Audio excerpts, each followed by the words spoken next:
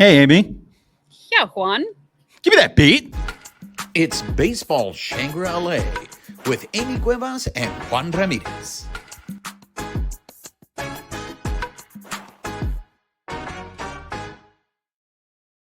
What's up, party people? She's Amie Cuevas.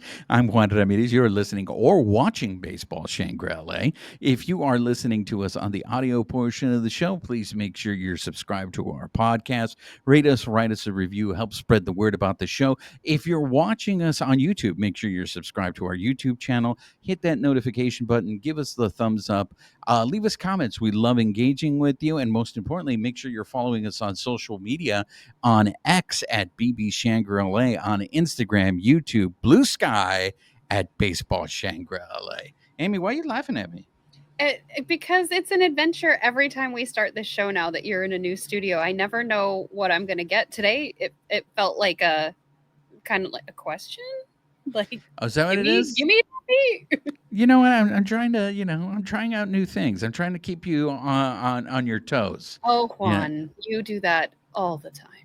I'm not going to lie. I do feel a little self-conscious in my new studio because I feel like I'm performing in front of an audience. Sometimes I see people just peering in and like, hey, what are you doing? And it's just like, do you mind? I'm doing a show here. You're bringing them joy. I know And this. maybe I'm hoping where you're located at now that you are inspiring at least one person. Now they're like, look what's possible. Who knew I could do this? Well, it's like this show is not recorded before a live audience, It so is now. exactly. It throws me off when everybody looks at me. Amy, ¿cómo estás? Hi. It's we had a short week of baseball because we started midweek last week. That's right. So we're really only going to be talking about one series here. So before we get into that, Amie, anything that you saw in the comments corner that you want to go ahead and address? Thank you for letting me know it was Yamamoto was the fifth ring. So I could not remember that for the life of me, but for the World Series ring nights, it was Yoshinobu Yamamoto that was the fifth ring there. And Simeon was celebrating his birthday last week by watching our show. So happy belated birthday, Simeon. That's right, Simeon. Simeon goes way back, loyal listener. Anything else? Go for it. Well, I do want to address Cerebro's comment. El Cerebro, who's a very loyal viewer as well.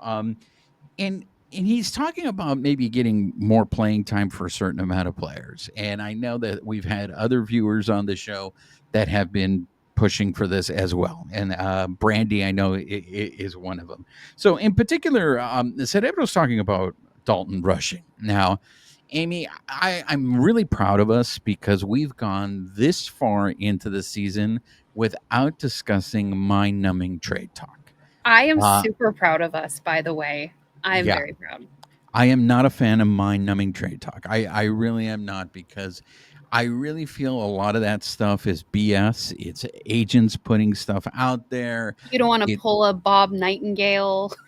I just and some of the things that are so ridiculous and people are reporting them, and I'm just like, really, guys, come on. But Tell me when it's real. When the ink has dried on the line, tell me then. so one of the stories that caught a lot of traction this past weekend, and I don't know if it was because the Dodgers were playing Las Medias Rojas, was this Dalton Rushing is going to get traded. So much so that Dave Roberts actually addressed it. I don't know if this was part of your updates, but It he had was, but go for it. he addressed it in the pregame scrum. We are at the time we are recording this. This is Monday, right before they start a 3-game set with Los Rojos. And that is Dave Roberts is like, look, I don't see us trading Dalton Rushing, and especially for the names that are being circulated out there for Dalton Rushing. I don't know. Now the thing is, El Cerebro was Especially with Will Smith continuing to be able to do well in the season. One, he's not injured, but also just having those regular breaks. Like today, he's getting a second day off because he did play 3 innings yesterday. But that is what's going to help extend him into the postseason and keep him healthy. So like, it just makes sense. Well, Dalton Rushing is getting a lot of credit, it seems, for Will Smith's season because that Dalton Rushing has been giving Will Smith a lot of time off, allowing Will Smith to stay fresher. Now, you have said this, He and gets Will. he gets a sliver of that, but he doesn't get all of it because Will Smith starts every year pretty strong. Well, not only that, but Dalton Rushing hasn't been up the whole season. You know, he came, Thank you. he was at it late. So, but I know, but like El Cerebro was saying, he was kind of advocating for more playing time for Dalton Rushing. And that is the conundrum, I think, because while I don't think Dalton Rushing has really been impressing a lot of people in terms of his offensive performance with the team, you have to sit there and wonder if is it because he's not getting enough playing time. There, a lot of these guys are creatures of habit, and they need those at bats in order to get into a rhythm. And when Dalton Rushing is only playing 2 days a week, I think it's really hard, especially since he's a rookie, especially since he came from playing every day to now he's only playing 2 days a week. And So he thrives playing every day too. And so El Cerebro had just, was mentioning about maybe finding other places where they could get Dalton Rushing more playing time. And naturally, the other position that we've seen Dalton Rushing play, other than catcher, has been first base. So maybe giving Federico some time off. That's where you really come into the conundrum because Federico does not want to take time off. Federico will fight you. He does not do that. So, I mean, do you force Federico to take time off and be like, no, dude, you need to take a day off? And you're doing that to try to get Dalton Rushing some extra time? I don't know. Another guy that El Cerebro is pushing for extra time is James Outman. James Outman seems to only really be entering the game as a defensive replacement. James Outman to me is in a really tough position, and that is because of what El Cerebro said. He's not getting a lot of playing time, and he's getting older. So if you're not going to give him the opportunity, I know we've had this discussion before, but if you're not going to give him the opportunity, maybe you should really consider putting him somewhere else, sending him somewhere else. Well, he gets the opportunity and finally gets to prove whether he really is a major leaguer. Look, this is where I drank. This is where I remind everybody this guy came in third in Rookie of the Year voting. So he did show some levels of success. Now, I get it. He's really come down ever since then. But just addressing El Cerebro's question, those two guys in particular, trying to get them extra playing time, it just that seems to be a conundrum here for Dave Roberts is to get all these players playing time because it took injuries for Hassan Kim to get extra playing time. So Well, and with James Outman, even it like he went through that sophomore slump that a lot of players go through, but instead of getting to play through it, we brought up Andy Pajes instead. So you have a bunch of people who now have tape on him, understand him, and he didn't get to play through and try to figure it out. And so, to your point, he is getting older. Is he going to be one of those people who proves out? Is he a Michael Bush? Is he, we have so many where like it's bittersweet. We see them play on other teams, and I'm like, oh God, they were ours, but we have the log jams. We have nowhere to put them. So as hard as it is to see us play against some of those guys, like it's also like let them be free. Let them go play in the league because you don't want him to be a, what did you call him, not a 4A, a a 4A 4A. player. Yeah, I was like not a quadruple A. But yeah, He's a so 4A player. Look, this is a big week because the trade deadline is on Thursday. And while we were talking about it, we were thinking the number one priority for the Dodgers are relievers. There's a couple of names that are being thrown out there. Like I had mentioned, Dalton Rushing. Dustin May is another name that's being thrown out there. Joe Kelly, bringing him back in. That's how desperate I think the Doyers are that Mariachi Joe is getting a look. And You not, know, maybe you it's knew it was going to happen, whether they pick him up or not. You knew he was going to get a look by this point this year, just because of how decimated the pitching usually gets. We didn't know it would be this bad, but You know, Well, but that could be a result of prices are high. I know Ken Rosenthal wrote a piece for The Athletic in terms of this negotiation for a trade is really just a giant game of chicken, right? So it's like, I'm going to try to rob you blind and see if you're willing to overpay for these players. And as we get closer to the deadline, you realize, okay, you're not going to overpay. Let's still make a deal. I'll take this. So I and I'll don't know. throw in a bucket of Popeyes. Yeah. So I don't really know if the Mariachi Joe story is, if there's truth to it, or if that is also being leaked as a tactic to try to help the Dodgers and leverage with negotiation for trades and say, hey, man, we don't need to make a trade. We can go to Mariachi Joe, who has told everybody who's willing to listen he wants to come back, but he wants to come back to the Dodgers. Is that Not leverage though? Like, and that's no shade to Joe Kelly, but like, I just feel like if you're going to make a trade, you're going to make a trade regardless of who you have kind of waiting in the wings. Whether I don't know. I This agree and with this you. is where it gets mind numbing. Where I'm like, just tell me once they've done it. No, I agree with you. I don't think it is leverage. But I think that gives credence to Ken Rosenthal's article where this is just a giant game of chicken, where somebody throws that out there and then the other team's like, I don't believe you. All right, if that's what your solution is, then go ahead and sign him. It's Mm-hmm. not like other teams are knocking down his door to get him.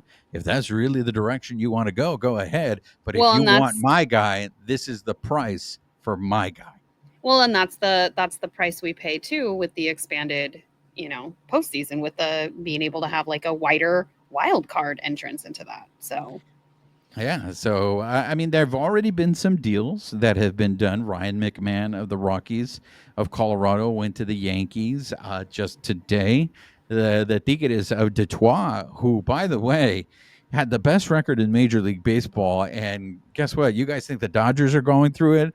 Detroit is going through it right now. They are really struggling.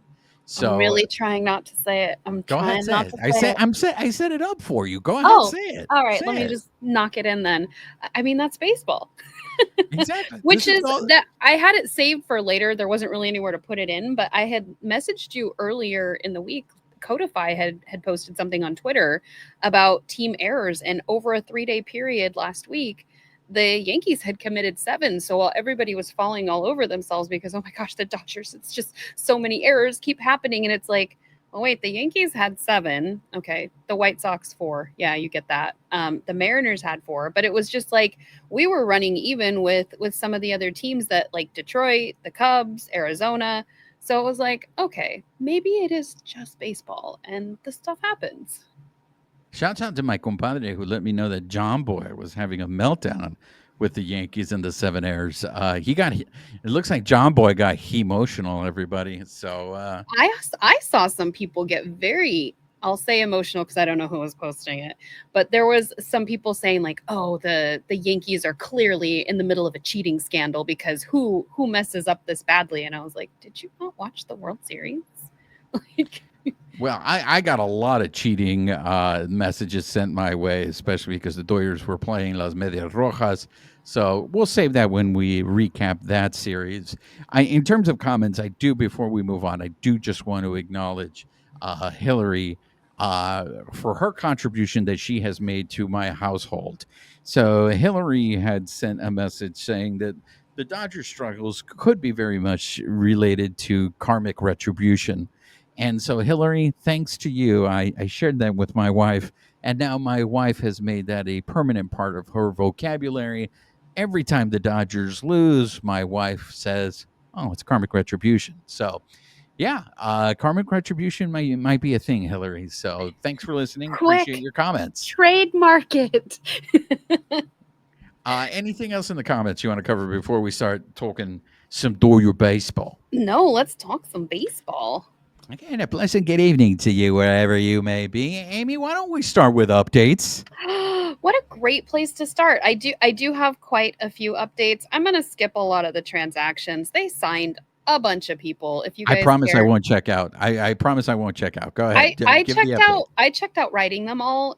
I was just like, did we? It wasn't an international draft. It was just there were so many over a 2-day period. So they signed a bunch of. It looks like they're all going to the minors. So go check out the Dodgers transaction page. Some of the bigger things were obviously we saw that Mookie Betts was missing on Friday from the game. He had gone to Nashville. He had had a death in the family, so his stepfather had passed away, and so he went to go be with his mother.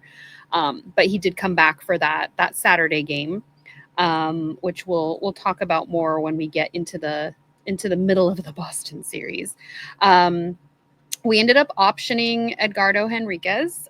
We recalled Robleski. I think we're seeing him pitch this week, possibly even today. I didn't even get a chance to look at the roster. Full transparency. You think they're going to use him back to back?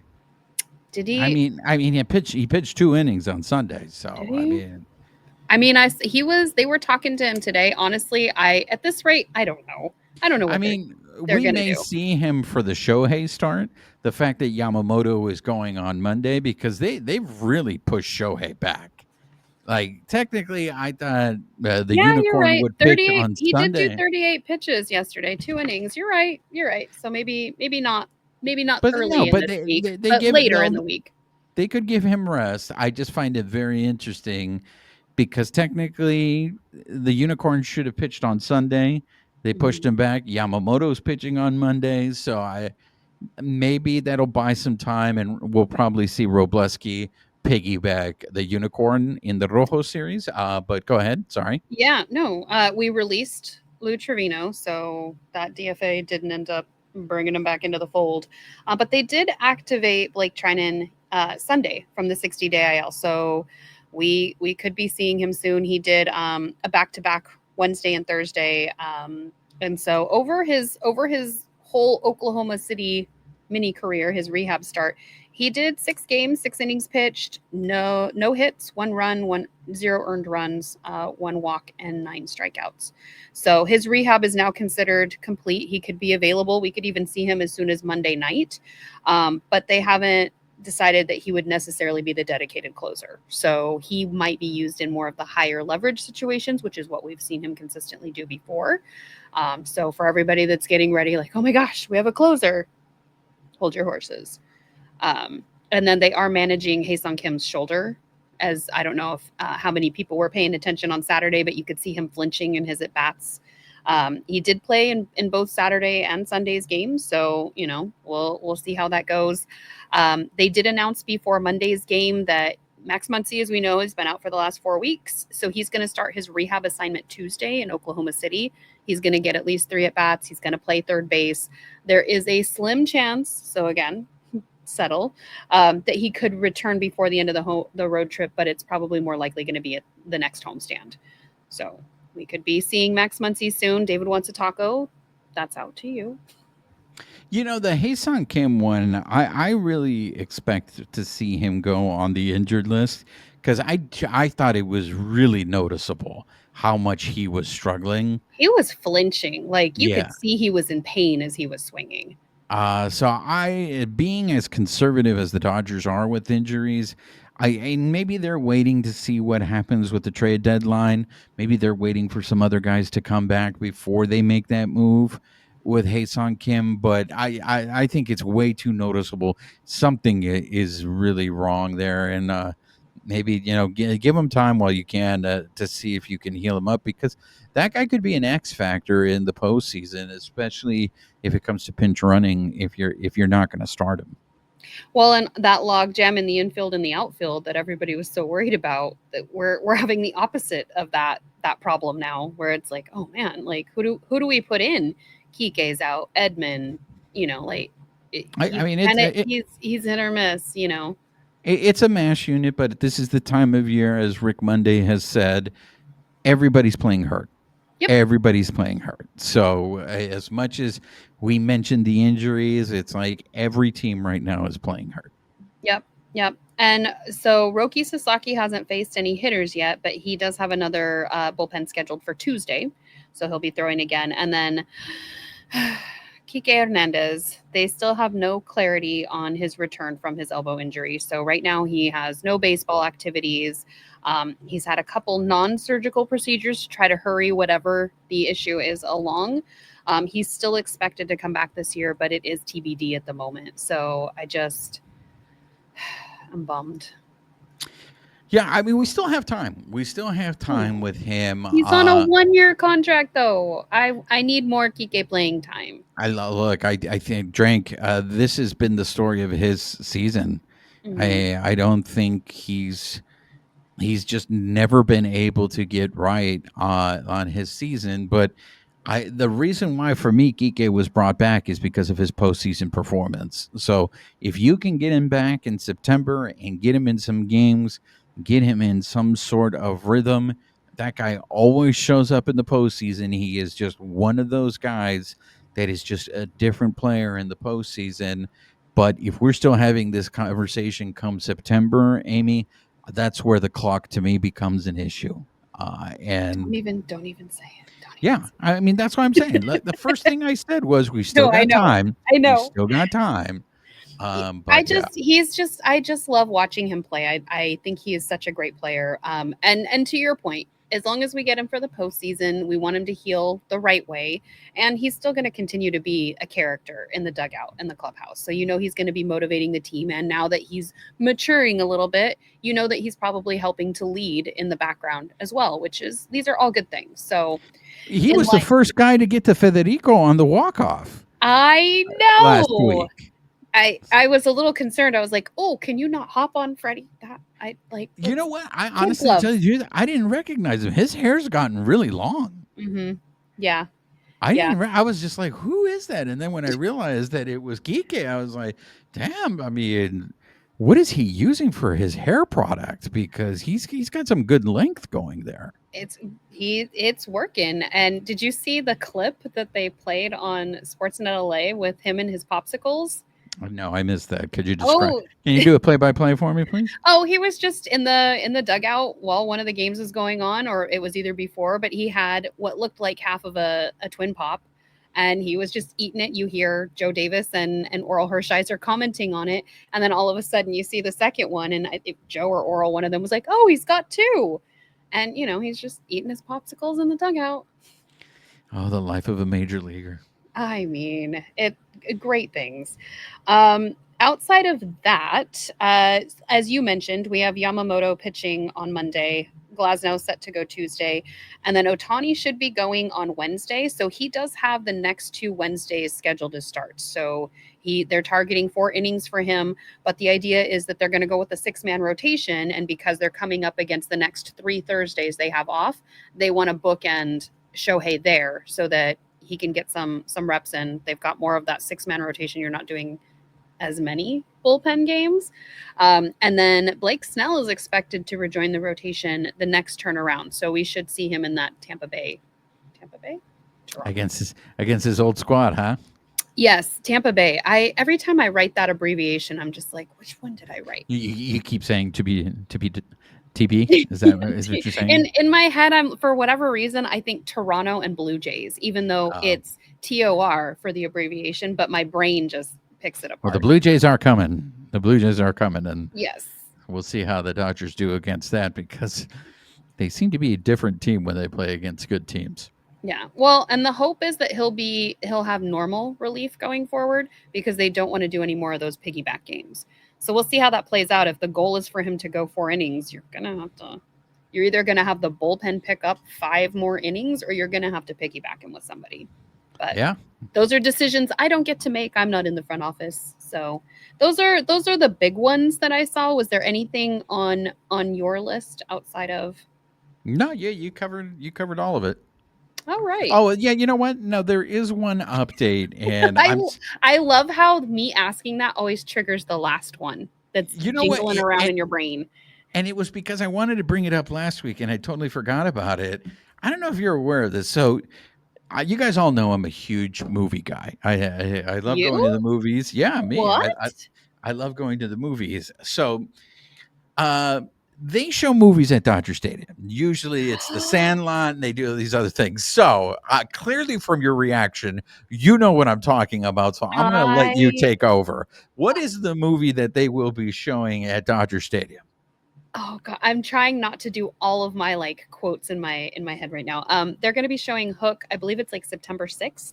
That is correct. That's exactly the date that they will be I showing didn't know Hook. we were talking about this, so I'm just going off my memory, but I'm super I excited meant to about bring it. this up on the last episode because I know how much you love this movie. So we have a judging Amie segment where Amie will come in, act as a judge, tell us what's right and wrong.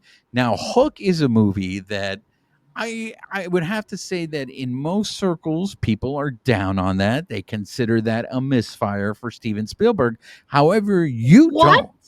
No, You I don't. love this movie. So make the case for a Hook and don't bang it around. Okay. You tell me, you make the Bangarang?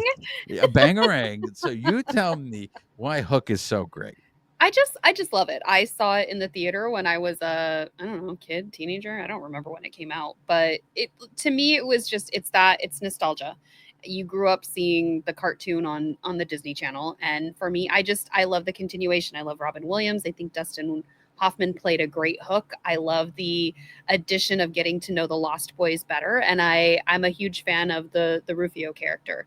The only thing I think that was really a miss for me in that movie was Julia Roberts as Tinkerbell. Not my favorite, but much like The Front Office, I didn't get to cast that movie, but I just think there's a lot of whimsy in it. I love so much about it. That is a movie I could sit down and I will just grin. Like when they have the food fight in the middle, it just makes me smile. I know that it's probably not going to be cinema to most people, but I love it. And the fact that they're going to have it at Dodger Stadium, they typically from the photos that I saw, they'll like rope off the infield, but you can set up blankets and chairs, like as long as they're not like actual chairs, like if you're thinking like those folding like backed seats, if you will. And then you just kind of fill out the outfield and watch the movie on Dodger Vision. I And have for yet to go to one yet, but I really want to. And for those of you wondering, why are the Dodgers showing Hook? This is where I remind everybody there's a baseball sequence in Hook. If it's been a long time since you've seen a Hook, Run or home, Jack. or you've never seen a Hook, I'm sure this is probably the Dodgers' way of justifying it because usually the movies that they show at Dodger Stadium are baseball related. The If Sandlot. it's the Sandlot, it's 42. This one I thought was a little bit of a stretch, but there is a baseball sequence. Look, for me, I forgot there was a baseball sequence. I didn't even care that it wasn't baseball related. I want to go lay on the field and watch a movie. and look, for me, Dustin Hoffman is the best part of that movie. Yo, Peter. I hate. Yo, I hate. yo, Peter Pan. For me, There are so many non-kid jokes in that movie too that I didn't realize till I went back and watched it as an adult, and I was like, huh. I know you're not a fan of Julia Roberts as Tinkerbell, but for me, the weak part of that movie is the parts that you love so much, and that's the Lost Boys. The Lost Boys completely take me out of that movie. I'm just like, oh, Really? yeah, just Oh. get me out of here. And that's where for me, it's a reminder that it is a kids movie. I just recently saw Willy Wonka on the big screen, and that is, in many cases, people consider that a kids movie. Go back and watch that, guys. It is basically the subtext is children are horrible and we must destroy them. Wasn't there a quote in there? Brandy is dandy, but liquor is quicker. Yes, There's so many. There's a lot of darkness, and I mean, if you read all of Roald Dahl's work, there's a lot of darkness in his work. But yeah, I meant to bring know this if up. any of you guys are going to that. I meant to bring this up on last week's episode, so that's why I wanted to make sure that I brought it up here. But let's look, we don't have a lot of baseball to talk about, but let's go ahead and recap what the Doyers did in Boston. So a pleasant good evening to you wherever you may be. Amie, the Doyers lose 2 out of 3 to the Las Medias Rojas. Saturday and Sunday were probably one of the most frustrating viewing experiences that you could probably say. For me, it's Were you consistent. reverting to your old ways of bad baseball? No, I wasn't reverting to it. I just, in my mind, you keep thinking it's just a stretch. It's just a stretch. And it's still very true because, guys, we still have 2 more months left in the season. But it's in And they're particular, not healthy, and you're missing Mookie. Like it was not an ideal scenario to go into that series. but I'm going to tell you, Amy, while I understand why you're saying those things, those excuses are no longer valid to me. Okay. And for me, I am very prepared that, and I get it, there's still 2 months in the season and this can completely change. But Mookie, just whatever is going on with this guy, whether it's You mean health. the Mookie who doubled in the leadoff tonight in Monday's game? Oh, we're already, you're cheating. We're already going into the next thing. I'm No, talking about what happened in Boston. no, I'm just saying that, on any given day. And this Go is ahead. not coming. This is not coming from me, Amy, because I know you think I'm super negative and all that. But this is coming I from love you as analysts. you are, Juan. This is coming from analysts. These are coming from former major leaguers. These are coming from people who know baseball much better than I am. I think what was And extremely frustrating and maybe even more alarming is the inefficient baseball that's being played here. And this is something that you preach upon. You love small ball. And the Dodgers just do not do small ball. There is a term here that was made up, I don't know when, and it makes sense, but productive outs. We did not see productive outs. If you look at that game on Sunday, for 5 straight innings, Amy, 5 straight innings, the Dodgers had runners in scoring position and they couldn't score a run. And that's because they did not have productive at bats. And what's very frustrating is you didn't even have productive at bats from your superstars. And Yeah. the unicorn is in there. And I know this is where everybody's going to be like, "Oh hell no, Juan! You're not going to come here and attack the unicorn, are you?" I I love was when like, you get in imaginary fights with people. "I'm going to tell you guys, in this particular stretch that's going on right now, look, I love watching the unicorn play. I really do. But we also can't ignore what we're seeing.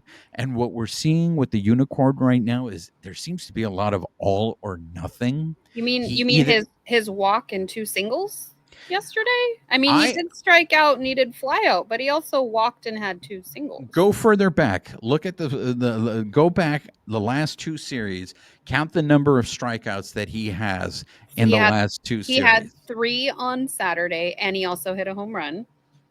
And that's why I'm saying it's all or nothing. It seems like it's all or nothing. But when you have the heart of your lineup coming up and no outs, and you have Miguel Rojas on second, and you don't score, and you lose a 1-run game, like both of those games in Saturday and Sunday were winnable games. And that's why I was saying, I mean, this was an incredibly frustrating series because they end up losing the series. And Right, it's but I will say in Shohei's defense though, it's not like he's going up and it's a 3 pitch at bat and he's just striking out. Most of these were full counts. Like I'm looking at Friday's game and the 2 strikeouts that he had, those were both full counts. So he is working it up where it could, I mean, at that point it's either way, right? It's either going to be a walk or it's going to be a strikeout, but it's not like it's not for lack of trying. Even his single in the top of the third was a full count. So he is like he's building up those pitch counts. But this is for me. This is not an effort thing. This is an approach thing. Going back to what you preach with small ball. Mhm. With small ball, you move the runner over. It's a productive out. You find a way to get that run in. And what to me, the approach is not changing. You still have Shohei taking extremely long swings, swinging at pitches that are out of the strike zone. So how do you want him to get them on base if he can't swing? No, he can swing, but how about shortening your swing? How Okay. about, hey, you know what?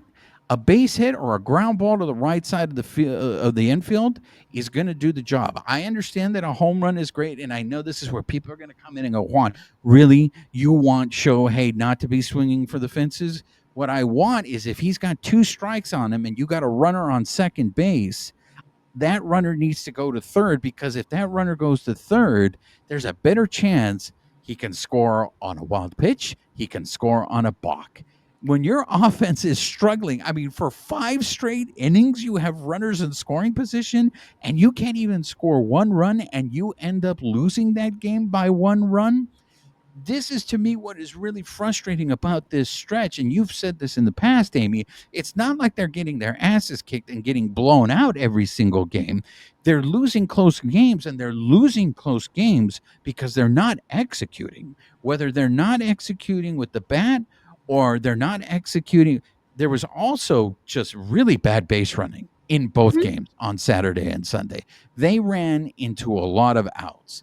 And I get it that Hae-Sung Kim won when Teoscar hit that line drive. Like, for me, what are you going to do? That's really tough luck. But if you listen to Ricardo Lunes, Rick Monday, he was going off by saying you cannot get doubled up on that play. You cannot. Your job, it's a 1-run game. You cannot get doubled up. And I'm like, damn, Ricardo, like, calm down. I mean, it was a line drive. I mean, I mean, the reaction time.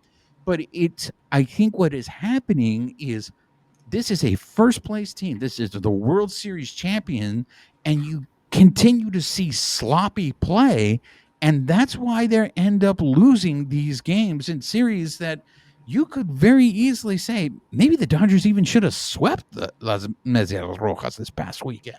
See, and that's where for me it's always so comical, because it's like, yeah, they could have swept, but they didn't. Like, we don't live in shouldland. And so this is where, like, I know that I threw that stat in earlier, but like, there are other teams going through it. The Yankees are going through it. You just mentioned that the Tigers.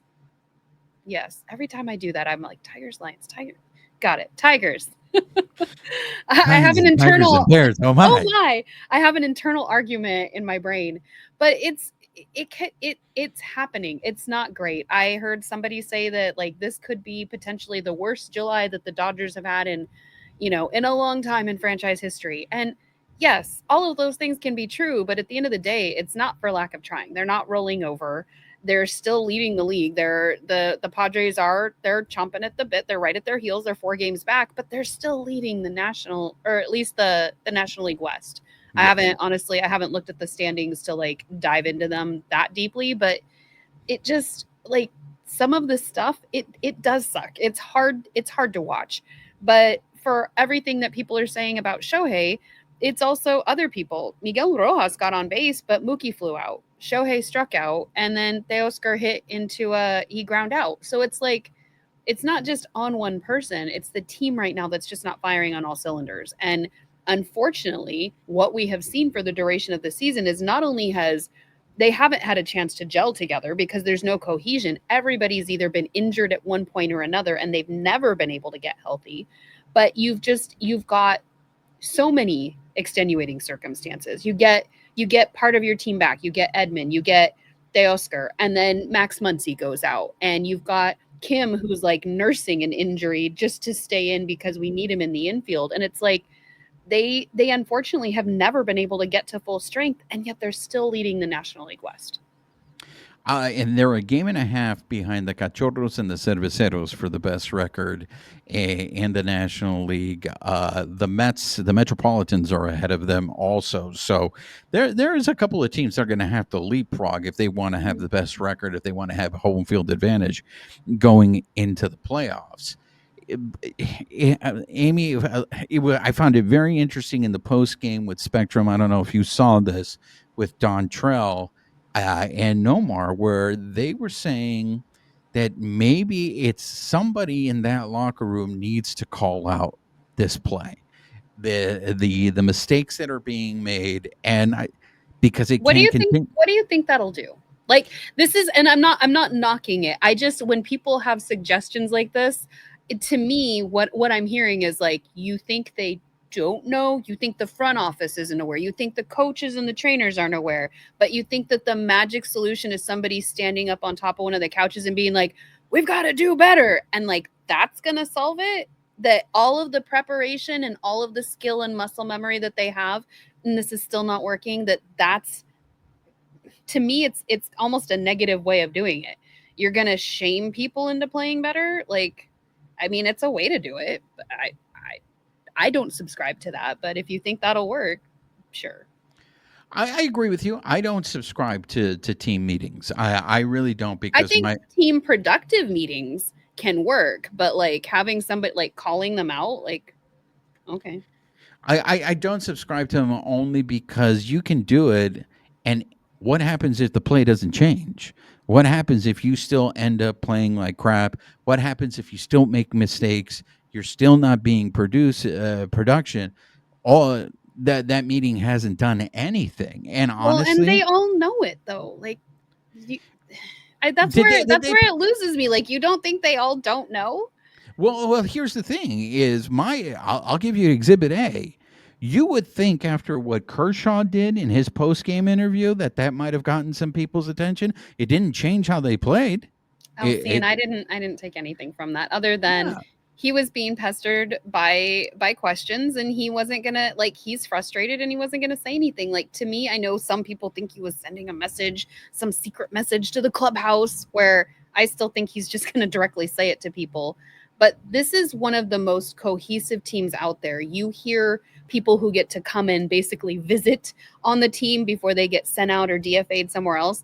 People love the mentality here. So, I mean, yeah, you could call each other out, but I think this team is going to try to pick each other up. I think right now this is almost beyond their realm of what they can do. All they can do is keep trying, because what you can't heal your teammate. You can continue to, like, these guys are doing drills. Mookie wasn't even supposed to be there for something. I forget, last week he was given the day off and he was still out there running drills. So it's not for lack of working hard or wanting to do better or working with trainers and studying tape. These guys are doing everything that they can. It's just not clicking. And until it does, like, this is where we're at. Like, I know everybody wants a magic fix, but this is just life. That's why baseball is such a metaphor for life. Sometimes you do everything you can, you do it right, you do the prep, and it still doesn't work out. And you just got to keep plugging away till it does. And that's why, for me, what I'm trying to get across is I think people need to be prepared that it may not click, that this season just may not click. And I'll give you a perfect example, Amie. I get a message saying, "How the hell do you triple to the shortstop?" Now, I wasn't watching the game at that time. I got the alert too. Everybody else was sharing the screenshot from the alert saying, "Triple to the shortstop." And in particular, the play that they were all talking about later on when I saw the play, Amie, was the ball that went off the green monster that Michael Conforto, who had a bad game out there in the outfield on Sunday. Yeah, There's just it was not his best. There's just no way around it. It was a bad game for him defensively. But when a ball bounces it off the green monster and you misplay it that badly, and the shortstop has to come out to, that's how you get a triple to the shortstop, ladies and gentlemen. Uh, it's a stretch.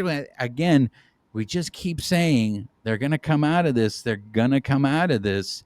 It'll be interesting to see what happens with the trade deadline, because they are going to get a lot of injured players back, and a lot of those players are going to seem like they are trade acquisitions, but a lot of those are on the pitching side of things.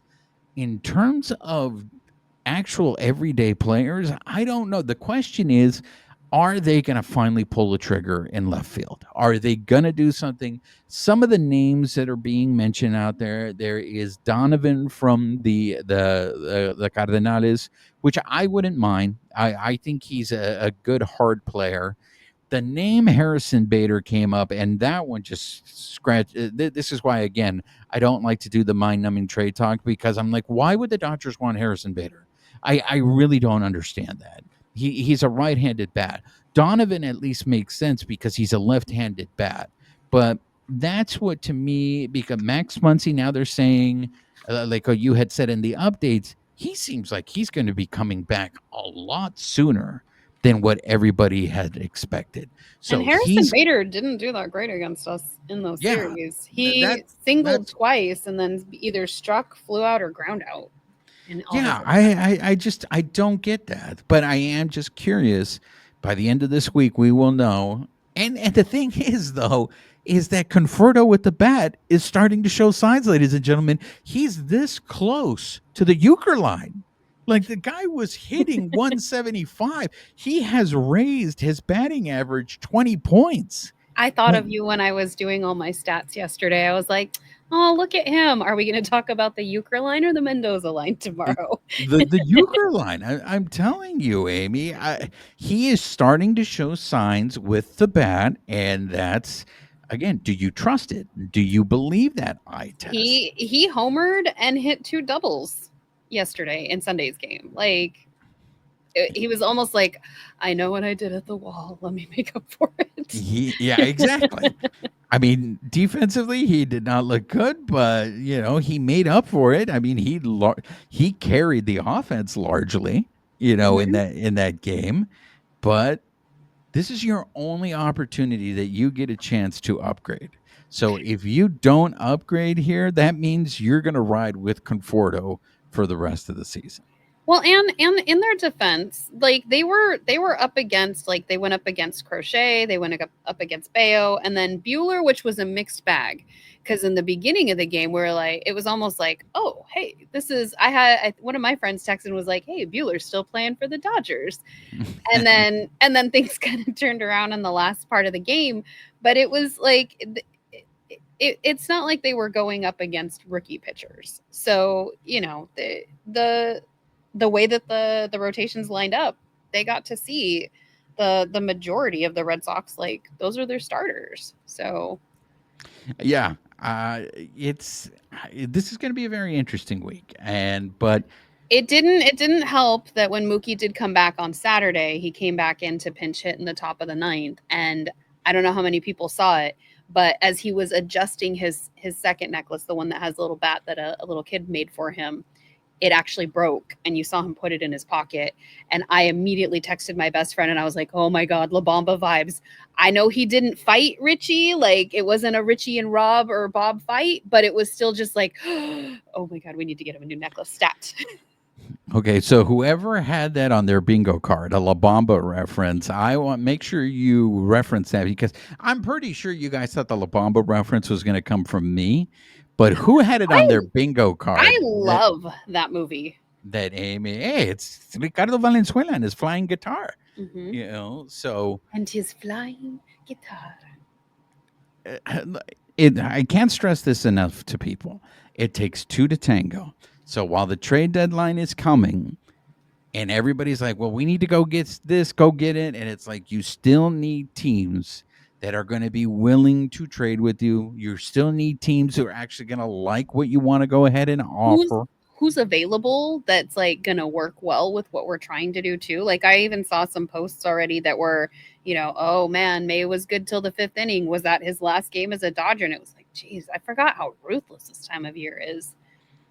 Oh, for sure. Look, I've come to the conclusion that Dustin May is Darren Dreifert. He just, for you old school fans who know Darren Dreifert, who have followed the Dodgers long enough, you know what I'm talking about. I mean, this is a guy who will look great for 3 or 4 innings and just has one inning that just derails him, and you just don't know what you're going to get.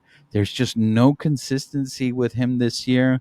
And I get it. He's coming back from his second Tommy John. He may end up being better next year or the year after that. But right now, in the situation that the Dodgers are in, they need some consistency, because I'm pretty convinced if they got some consistency from their starters, the bullpen maybe wouldn't be in the shape that they're in. And that's, again, that's every season why you play the season, right? And this is why everything on paper looks great, but execution doesn't necessarily match up.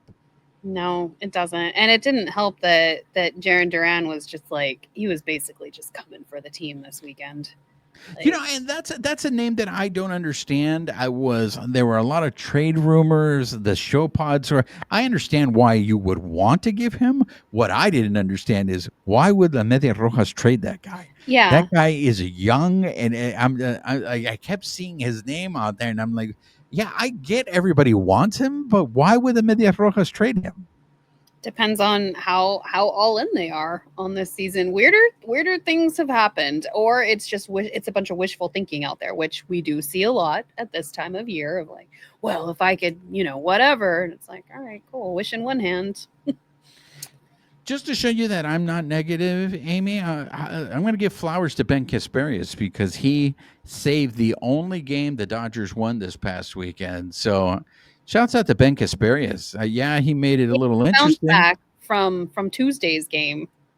Yeah, he made it a little interesting, but he was able to help the Dodgers win a game. Is there anything else that you want to talk about with the Doyers and the Medias Rojas? Well, I mean, even with Dustin May like having the little mishap that he had, I was shocked as I was doing my post game scoring. We only had 3 pitchers yesterday. Like I'm so used to having like 5, 6. Like as I'm going through and I'm rewriting all my stats in my book, and it was just like 3. Did I get that right? Yeah, here's another set of floaters that I want to give out. The bullpen this whole weekend. The bullpen was really good this weekend. Yeah. Well, they got It's shamed by everybody else last week.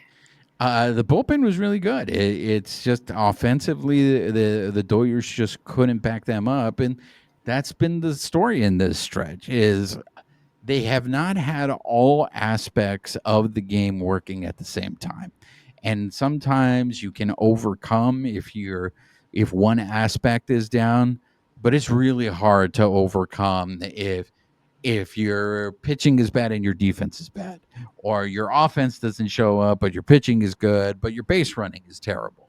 Which It's just goes to show though that like while people may bristle at checkbook baseball, it really anything could happen at any given point. Like you see some teams come up and they don't spend a lot of money and they're just trucking along, and everybody said the Dodgers were a shoo-in, and they probably still are. We don't know.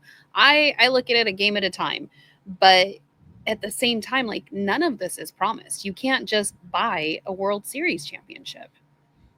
There is one thing I also do want to bring up about that series. Did you see when Walker Buehler got his World Series ring? I saw like a little sliver of it, but I didn't get to see like full coverage. Tell me more.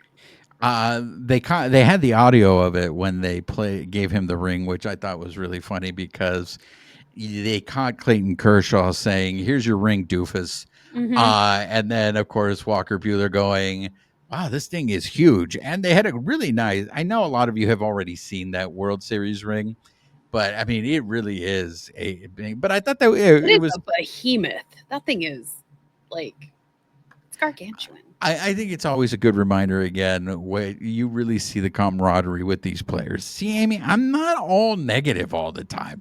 I I think don't it's think great. you are. I just you're coming around. You could tell how those guys all love Walker Buehler. They love messing with him.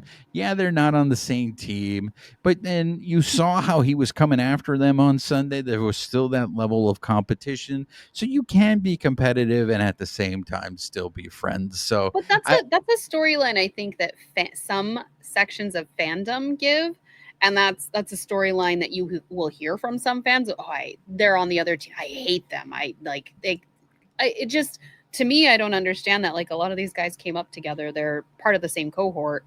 Like it just they're gonna get traded around. Like right now, they're playing the Reds and they're up against Gavin Lux. So it's like you don't hate the guy on the other team. It's just it's a job. You clock in, you clock out.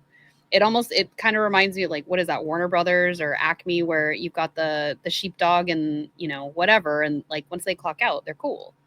Like, Wow, look at you. Who would have thought you had the references? You had the La Bamba reference on this show and then a coyote reference on this show. the Look way at you. you say it sounds like you don't think I watch movies or TV. Like I don't have this knowledge. No, you do. I know you have the pop culture knowledge. I mean, you are the B movie queen. So I know, but I just feel like you hold it back. And I just don't understand why you don't share it with us more. It honestly, I think it depends. It's on any given day how much of my brain I have left by the time we're recording the show. I know you're anti bit, but these bits are great. These are fantastic. Give me more Okay, I'll let bits. I'll let my movie intrusive thoughts There intrude you a little go. more. There you go. Just bangarang, just Bangarang. bangarang. Just do it. Okay. Every that is never gonna have the same meaning for me ever. Never, never. So anything else on the Doyers and the Medias Rojas? Um, I don't think so. I think that I mean that was pretty much it. Honestly, the La Bamba moment was the biggest takeaway I had from it, just because I just love that movie. It was such a part of my childhood. Not my Richie. Not my Richie. I could quote that movie. I will not because nobody needs to hear it right now. But Yeah, yeah. it's Ricardo Valenzuela and his flying guitar. I mean, what are you gonna do?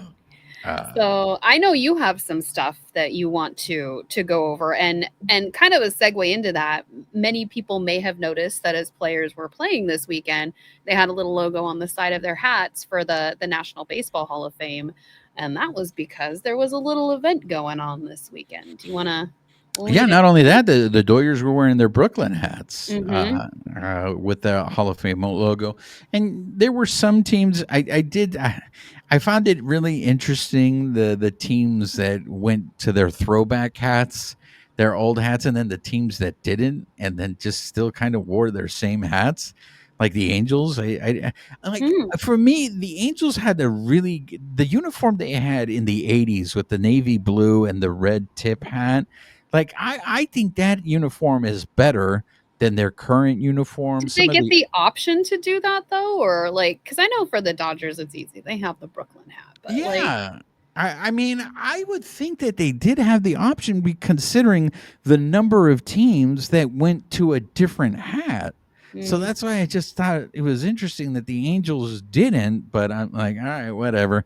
That doesn't surprise me with that organization. But yes, the Hall of Fame inductions took place, and this is the part of the show, ladies and gentlemen, where I get to talk about Ichiro. And with all respect to Billy Wagner, and Cece Sabathia nerd alert. is someone that, I mean, I'm going to be fair to him. I did not give that guy enough credit while he was playing. And kudos to him for calling out all the like the mothers, the aunties, the grandmothers, because like his mom, he said, was out there with catcher's gear catching for him. They would like, sit there and talk about pitch selection. And when I saw that during his speech, I was like, see, we are here. Like No, I mean, have you seen the story with Mookie Betts' mom? I The have classic, seen the Little many League one. go ahead, go for it. I think he was like too little to play, so then she went and coached a team. She coached the team and basically took the rest of the Bad News Bears. She Hmm. took all the kids that weren't picked from other teams and they formed their own team.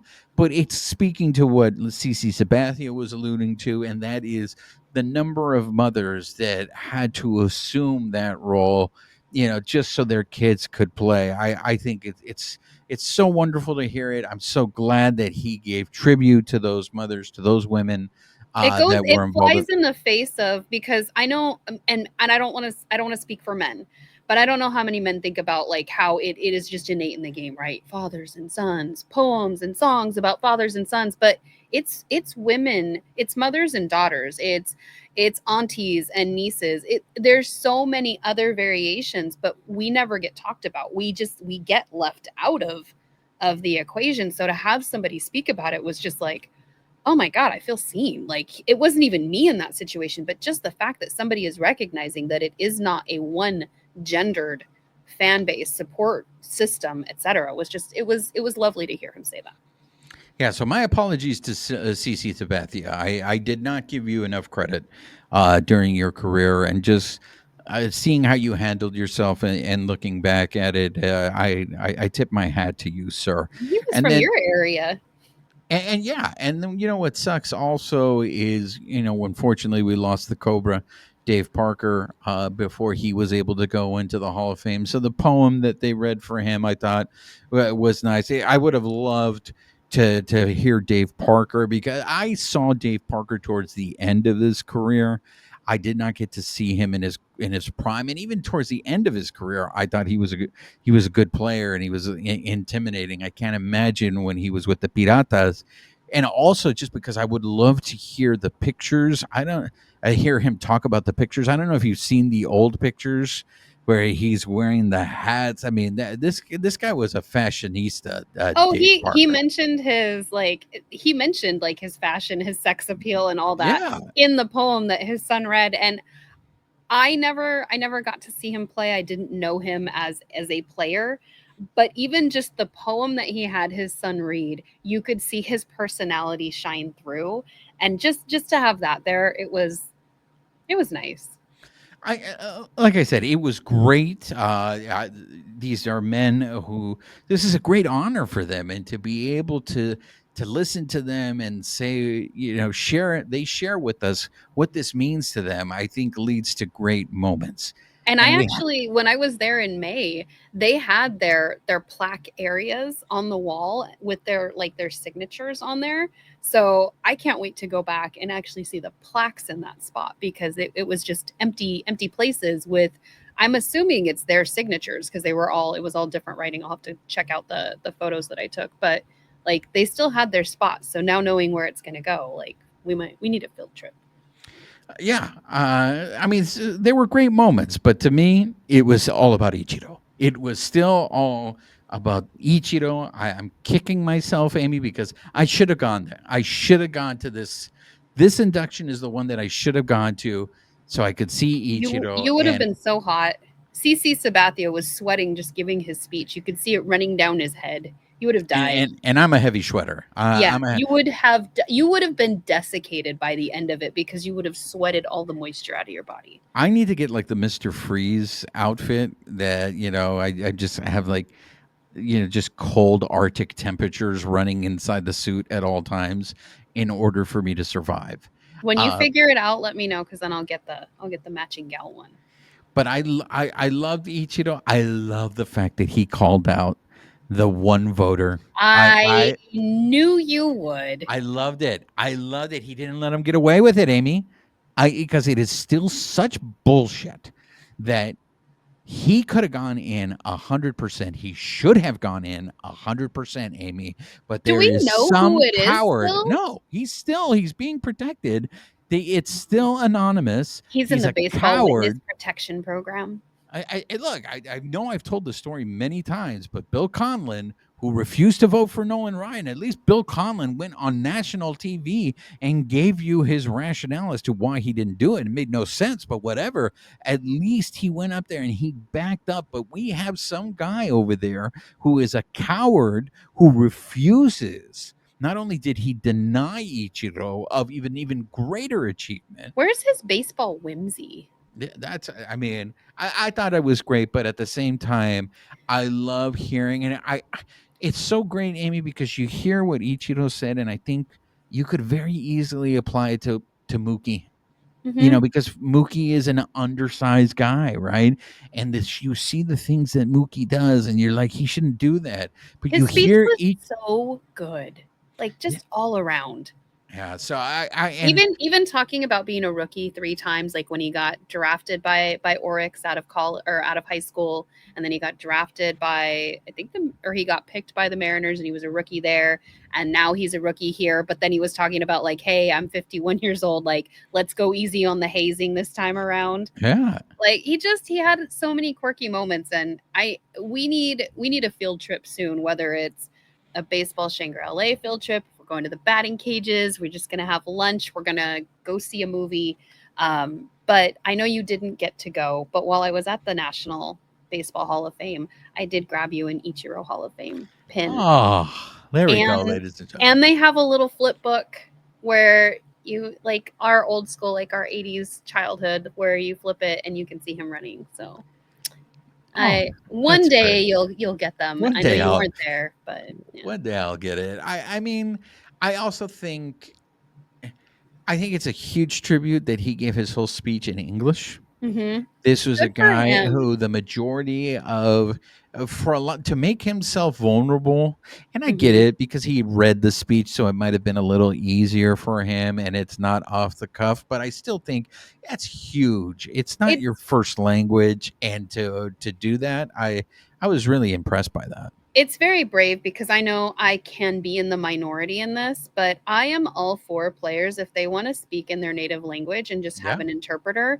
do that. There are a lot of people out there that are like, "Well, you've been here for however long and you should speak English by now." And it's like, I don't know about you. I've been trying to learn Spanish. We've had this conversation before since high school, college, learning on my own, and I still don't speak it well and I don't like to speak it because I don't want to be made fun of. This is stuff where it's historic. This speech is going to be replayed in documentaries, whatever. It's going to be in videos at the Hall of Fame. The last thing anybody wants is to be misquoted or say something the wrong way. yes. And so, had he wanted to do it in his native language, I would not have balked at that one bit because you know what? You do what makes you comfortable in these situations. And for everybody who's like, just learn English, it's you've been here for however long, whatever, learning another language is not easy, especially when we're talking about our country where not many people know more than one language unless you were born, and then like in your case, you English is your second language, but like not everybody has that. So for everybody screaming it, unless you know another one, maybe let's cut people some slack. That's my soapbox for today. I'm going to slide it away. I think Ichiro's speech, he killed it. The other aspect of it that I thought was so great was how he paid tribute. In particular, he paid tribute to Hideo Nomo. Mhm. And I think it's so important because it keeps Hideo Nomo's legacy alive. It's an oral history. So when people take the time to acknowledge those that came before them, those that inspired them, I love to hear people do that. And that's why, like, when it was part of the reason I think I look at CC Sabathia differently when I heard Kershaw talk so glowingly about CC Sabathia. It really kind of opened my eyes to things about CC Sabathia that I don't think I had given him credit. So to hear Ichiro give Isn't tribute.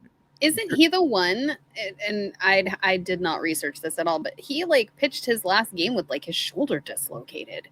He was trying to CC Sabathia? Sabathia. Mm-hmm. Oh, I don't know that story. Hmm. I'm, Wow. I'm not. I'm not saying you're wrong. I just don't No, know and that I story. didn't even think to look it up before we got in here, but yeah. Yeah, Ichiro killed that speech, and I just it was great. It was funny. It was inspiring, and it was he just he killed it, and he should have gone 100%. Amy, he should have gone in 100%, and In your heart, he will. And just so we don't get a base running blunder, in Game 4 of the 2019 ALCS, he had a subluxation, so he dislocated his shoulder. oh, And they had to take him. Like he wanted to keep pitching, and I remember watching it, and you could see the pain he was in, and he still kept just like that. To me, I didn't know much about his career before then because again, regional baseball, but watching him do that and seeing the emotion and seeing him leave the field, if you can find that clip on YouTube, it is so moved. It is another one of those, how can you not be romantic about baseball? Like he left everything on the field, and you could see that it cost him when he didn't want to leave.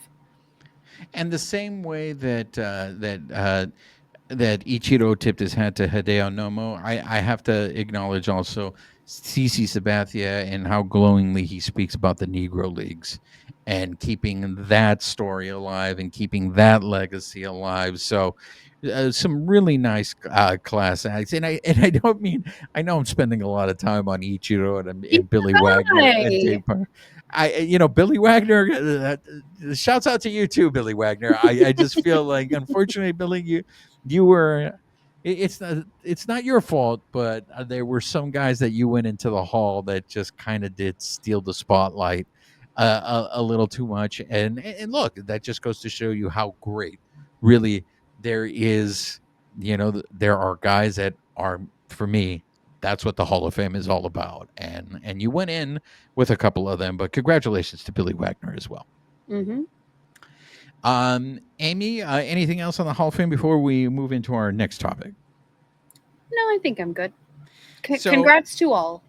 I wanted to bring this up because it brings up your old friend, uh, Mm-hmm. Manfredi, the commissioner of Major League Baseball. Do you want to set this up, or do you want me No, to set it up for no, you? you go for it because this So was your we are con. recording this on a Monday, and so this story just came out, and that is that Jeff Passan of ESPN reported that it seems. Is it fair to say it was a confrontation, Amie? I don't know if it was. So Maybe. what's Yeah. being reported is that Manfred, the commissioner of Major League Baseball, was in the Phillies clubhouse, and to be fair, he tries to visit as many teams throughout the season and I guess the way it's being portrayed is to make sure to improve the relationship between the players and Major League Baseball. Little Q&A in the clubhouse. So he went in there and specifically started. I know we haven't talked about this in a while, but we have discussed the fact that the contract is up at the end of the 2026 season. So there's going to be some renegotiating of the CBA. And so Manfred came in there and brought up the economics of it. Now, he did not use the word salary cap. So I want to be clear about this. It's not like, Manfred came into the clubhouse and said, hey guys, you guys need to come to terms with the fact that salary cap is coming. But it seems like that's what Bryce Harper heard in his head. And so, from what's being reported, and so far, no one else in that Phillies clubhouse has denied it, that Bryce Harper told Manfred, if you're going to talk that, get the fuck out of the clubhouse. There goes our kid-friendly rating. And I wanted to be accurate with the quote. Mhm. I guess I could have done F. I'm kidding. Go for it. And Sorry, Roland. I hope so you're not what's dropping the being kids off right now. described is that he said it like right to his face, and to Manfred's credit, Manfred said, "No, I'm not getting out of the effing clubhouse." See the difference? Do you see the difference? How it sounds? No, go. I already go for it. So there seems to have been a little back and forth there. Now, immediately, Nick Castellanos came in to try to diffuse the situation by asking some questions. And there's a deep drive into deep left field, and that's going to be gone. So it is now 4-0. I love it. But by the end of it, it seemed like what was being reported is that Bryce Harper shook hands with Manfred, and it seemed like cooler heads prevailed. But Amie, I know, again, I can't stress enough, Manfred did not say salary cap, but it sounds like from Bryce Harper's reaction and some of the questions that Nick Castellanos was asking, that as we're going into this negotiation, the Major League Baseball players are very concerned that the owners are going to push the salary cap. And to be fair, guys, the owners try to do this every time the collective bargaining agreement comes up for negotiation. They always push for a salary cap, but it really seems that the thing that to me that's so frustrating is he, Manfred is posing this as, hey, we have to talk about the economics of the game. And I still just can't get past the fact you work for the owners, man. Mhm. You Yeah. can't be the one delivering this message. You're not objective, bro. Exactly. I mean, and Castellanos said that, they were frustrated not just by the topics, because everybody knows this is on the table, but it was Manfred's language and approach that they had qualms with.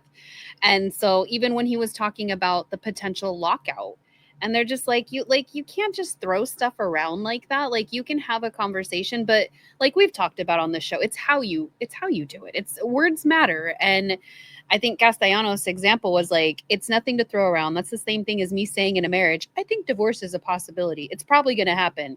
You just don't say those things. Like, you either come with a solution and you have a productive conversation, but it almost sounds like a gentle, threatening way of like, if you guys don't come to our side, this is what's waiting for you. And it's like, while we all know that that is the outcome because they're not going to agree, it's just like it's I don't have a better word, like gentle threatening, like just No, throwing this out there. yeah, it totally is. But one of the things that I like that I feel is different than last time is the language that is being used and what's Get being, the F out of my no, not necessarily that language, if but you want to speak about that, you can get the F out of our clubhouse. using lockout as opposed to a strike. Because Well, a so he's lockout to me shows it's the owners that are doing this. It's not the players. yes. It is the owners that are not negotiating in good faith. So when you use lockout as opposed to strike, that to me is a very big difference. Yeah.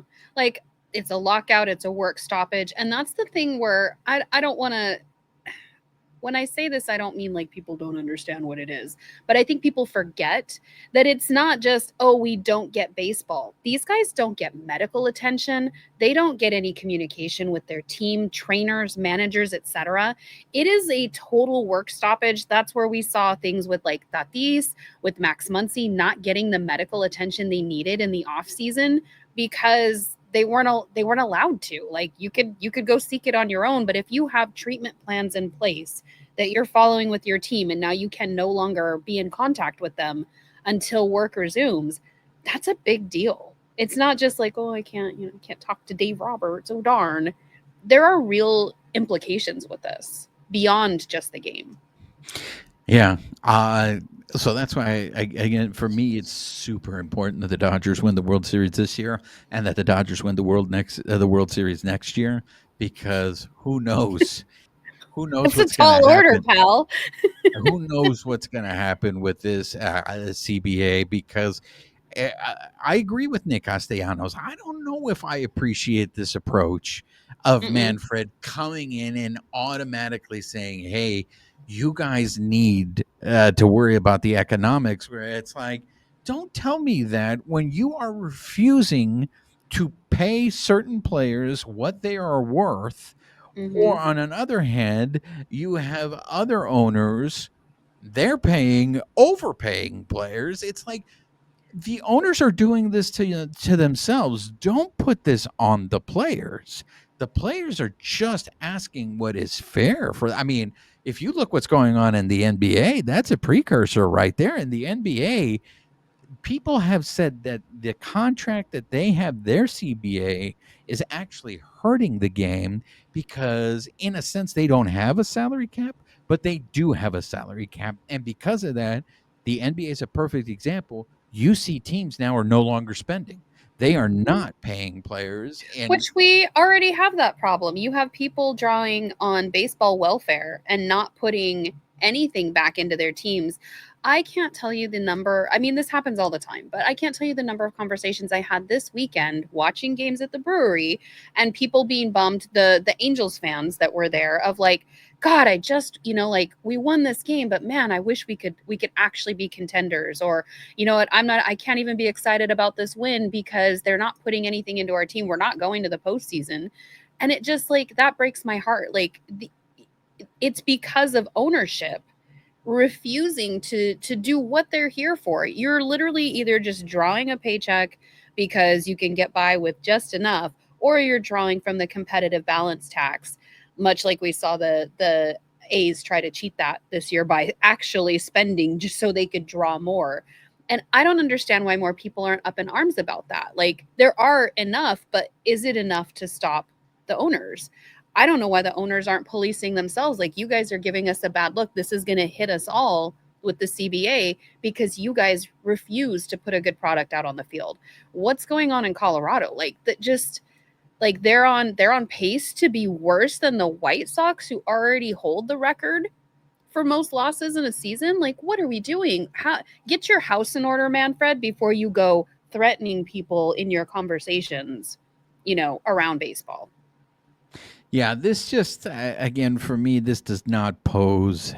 This was not a good sign. Like, for me to, when this story came out, I was like, oh man. Like I said, the only positive that I could really strip from it is the fact that they're using the lockout But Oh, it again, wasn't that you pretended you were Bryce Harper for a second? Because I did. I know you did. I mean, I just think it's one of those things too where for me, the owners are always going to be the bad guys, but they don't care. They don't care what they look like. So it's like, don't go and play the shame card against people who have no Hmm. shame. It won't affect them. So I'm curious to see how it Gross. pans out. But when I saw that, I was like, oh boy, we're going to eventually get to that point where it's going to become a reality and we're going to have to deal with these negotiations. And the hope is obviously that there isn't a lockout, that we avoid all of this and that rational, sane, You want to minds. grow the game? Maybe don't have a lockout. Yeah, it's like Wow. Rocket science. I know. don't kill the goose, man. You have a good thing going right now.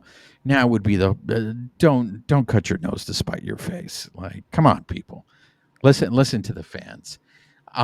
Anything else you want to bring up, Amie? I did want to mention this Saturday, the SABR Women in Baseball Committee is doing their monthly Diamond Stories. So if you want to register, find my social media somewhere. It's got the Zoom link that you can register. It's free. You don't have to be a SABR member, but if you want to hear people talk about baseball, it is at 7 a.m. on Saturday because it's done on Eastern time. But they're going to have Gabrielle Augustine talk this month, and she works at the National Baseball Hall of Fame. So she will be this month's speaker. So if you're interested, go find the link on any of my socials. But it is the SABR Diamond Stories. It'll be Gabrielle Augustine this Saturday, August 2nd at 7 a.m. So just roll out of bed, grab some coffee, and don't turn your camera on. It's fine. Anything else? No. All right. Go take a peek at the game. Point of privilege. I want to end the show with this because one of our listeners, viewers actually, sent me a message, and that is Jerry Theus. Jerry Theus immediately reached out to me. Obviously, he's been a long time listener, viewer of my career because Hulk Hogan died this past. Actually, he died last week. And if you guys have been listening to the show long enough or followed me from my previous show, you guys know that I am a big wrestling fan. But what a lot of you also know is I am not a Hulk Hogan fan. So, Amie, hear me. I'm going to ask for your opinion on this. And there's a lot of times I've been saying this in my head, and that is you should not speak ill of the dead. I And, don't subscribe to that belief, but go for I'm it. so glad that you said that, Amie. So now I'm going to take the time to share with you guys this story. As my wife reached out to me, I had already heard the news because my compadre had reached out to me to tell me, hey, Hulk Hogan died. But then my wife reached out to me and she was like, she called me and she goes, are you okay? And I was like, yeah, why? She's like, do you know Hulk Hogan died? And I was just like, yeah, my compadre told me. She's like, are you okay? And I was like, you do know I hate Hulk Hogan, right? And she's like, yeah, but still, are you okay? And I was just like, yeah, I'm fine. My childhood is dead, but I'm fine. Yes, Hulk Hogan played a huge part in my childhood. Hulk Hogan also, whether this is the truth, and I always keep it real with you guys, he played an instrumental part in the popularity of wrestling the same way that Ichiro paid tribute to Hideo Nomo. The guys who are wrestling now, they have a lot of gratitude. They are indebted to what Hulk Hogan did. Hulk Hogan brought wrestling to a certain national perspective that made it kind of mainstream and made it as popular it is. Now, there are a lot of other wrestlers that contributed to that. And part of my issue with Hulk Hogan is it's not all on Hulk Hogan. There were a lot of other people who contributed to that. Andre the Giant Mhm. had a big contribution to that. The Macho Man Randy Savage had a huge contribution in making wrestling popular and mainstream.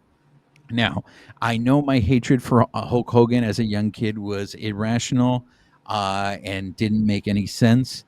But as I became older and I became an adult and he progressed in life, my hatred for him was vindicated. I see all these tributes to Hulk Hogan that came out, and of course, nobody wants to acknowledge the fact that he was an openly racist man. I was just gonna say he's a racist. That's one of the reasons. Like we don't think Exactly. ill of the dead. He wasn't a very nice person. So Exactly. So I know a lot of you guys are Hulk Hogan fans, and you are going to go out there and look. I'm sorry because I'd feel the same way. I felt the same way when the Macho Man Randy Savage died. I was bummed because he was my favorite wrestler. But if you know the stories on the Macho Man Randy Savage, he wasn't very kind to the women in his life either. So I acknowledge that that was a guy who had demons, and he passed away. So just for those of you who are so busy right now giving the flowers to Hulk Hogan and all that stuff, just keep in mind that this guy not only was a racist, but this guy also hurt a lot of wrestlers in the industry by keeping them down instead of building them up. And there are other wrestlers that didn't play that game. There's plenty of stories on this. The guy has his own revisionist history, but I do want to acknowledge because so many people reached out and was like, Juan, Hulk Hogan died. I get it. The man, in terms of the industry, and he just played a huge part in my childhood. And I do need to acknowledge the fact that he has passed away. Uh, Amie, anything else you want to add? Because I know you're a huge wrestling fan, Amie. I mean, he was wrestling for me when I was little because that's all I knew was Hulk Hogan. And then like the Glow or women wrestling, but like, no, it's not my jam. If he's gone, then maybe you should have been a better person. And this is where I want to give another point to our listener, Hillary. So not only does Hillary have karmic, not karmic, karmic retribution. I'm sorry, I was going to say redemption. The good old KR. Karmic retribution, but also Hillary was very quick to send a message saying she hoped that Randy Savage was kicking Terry's ass up in the afterlife. So, good times, ladies and gentlemen. So the Doyers will have a 3-game set with the Rojos, and then they actually come home to play the Rayos this weekend. So hopefully we keep. Oh no, they're actually in Tampa Bay. I'm sorry, they're going to Tampa Bay. I was like, nope, they don't come back till Monday. Yeah, they don't come back till Monday. So it is a 9-game road trip. So hopefully they get healthy. Hopefully they finally can turn things around. But we're going to keep watching, right, Amie? I mean, I will be. I just started my 3rd scorebook, so I'm like well into the season. So we got that going for us, which is nice. So that's going to do it for this episode. For those of you that have been listening to us on the audio portion of the show, please make sure you follow us, you rate us, write us a review, help spread the word about the show. If you're watching us on YouTube, make sure you're subscribed to our YouTube channel. Hit that notification button, give us a thumbs up, leave us your comments on anything that we talked about on this show. Help spread the word, and make sure you're following us on social media, on X at BB Shangri-La, on Instagram, YouTube, and Bluesky at Baseball Shangri-La. She is Amie Cuevas. I am Juan Ramirez. Nos despedimos con un beso. Amie, say goodbye to the people. Goodbye, people.